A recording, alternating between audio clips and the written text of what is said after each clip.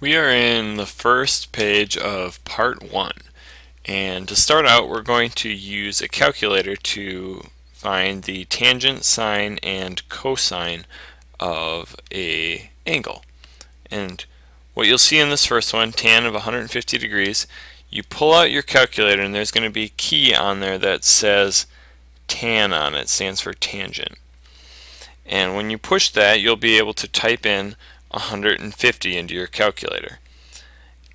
And it should give you back the number negative 0.577, and if you round off that fourth number there, it would give you 4, because it says round each to the nearest 10,000th.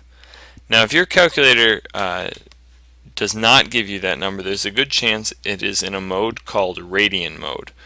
And what that means is that instead of thinking of this as degrees, we have the little degree symbol right there, it's thinking of it as radians, which is a different way to measure angles. So you need to go into your calculator settings, either hit the mode button or some other settings button and change that. Ask me for help if you can't find it. If you're not getting this number when you find the tangent, there's something with your calculator settings that needs to be adjusted.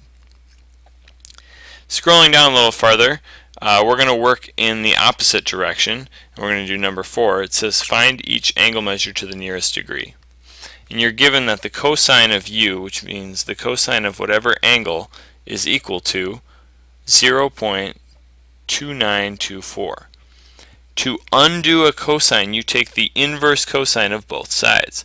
In the same way that undoing a square is a square root, or undoing multiplication is division, to undo a cosine, you take the inverse cosine of both sides.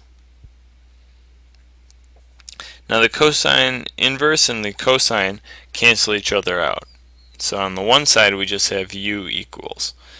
And then over on the other side we have to, in our calculator, go to the cosine -1, or arc cosine on some calculators. And often that involves hitting the second key and then pressing cosine. So on some calculators it might be the second key and then cosine. And then you type in the 0.2924, hit enter, and it comes out to 72.998 degrees. And it says to the nearest degree, so we're going to call that 73 degrees. Now for the other ones, you would use inverse sine or inverse tangent. Up above, you don't use the inverse, you just use the regular cosine, the regular sine, and the regular tangent.